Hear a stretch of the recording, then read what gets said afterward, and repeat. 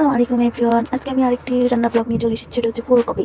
ফুলকপিকে মূলত শীতের রানী বলা যায়, তাই না? কারণ হচ্ছে এই সবজিটা সবারই পছন্দ। তো চলো আমি রান্না করি, তোমরা দেখো। প্রথমে হচ্ছে আমি পেঁয়াজ কুচি দিয়েছি, এখন একটু নাড়াচাড়া করে নিয়েছি। তারপর হচ্ছে দিয়ে দিব আদা রসুন বাটা।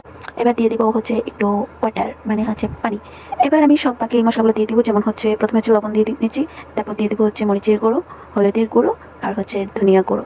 এগুলো একসাথে দিয়ে আমি আর একটু ভালোভাবে নাড়াচাড়া করে নিব, ভালোভাবে কষায় নিব আর কি। কষানো হয়ে গেছে, এবার দিয়ে দিব হচ্ছে ফুলকপিগুলো। আস্তে আস্তে করে সবগুলা এই মশলার মধ্যে দিয়ে দিব।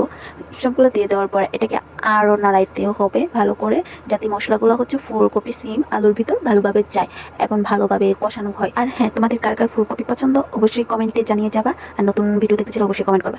এবার হচ্ছে আমি পানি দিয়ে দিই। একমাত্র যারা ফুলকপির পছন্দ, মানে শীতের সবজিগুলো যাদের পছন্দ, তারা অনেক আগ্রহ নিয়ে বসে থাকে কবে শীতকাল আসবে আর কবে এই সবজিগুলো খেতে পারবে, তাই না? আমার এটাই মনে হয় আর কি। আমি যেহেতু ফুলকপি পছন্দ করি, যাই হোক, এবার হচ্ছে আমি মাছগুলো দিয়ে নিচ্ছি। মাছগুলো দিয়ে নেওয়ার পর হচ্ছে আমি এটাকে আর একটু ভালো করে একটু নাড়াচাড়া করে একটু ঢেকে দিব আর কি।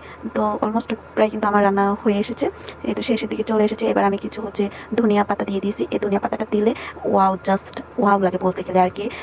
ঝোল তরকারিটা খুব মজা লাগে, সেই সাথে, তাই না? আমার কাছেও অনেক হ্যাপি লাগে। আমার তরকারি হয়ে গেছে, দেখো ফাইনাল লুক কেমন হয়েছে অবশ্যই অবশ্যই অবশ্যই কমেন্ট করে যাবে এবং নেক্সট ভিডিও দেখার জন্য বলবা।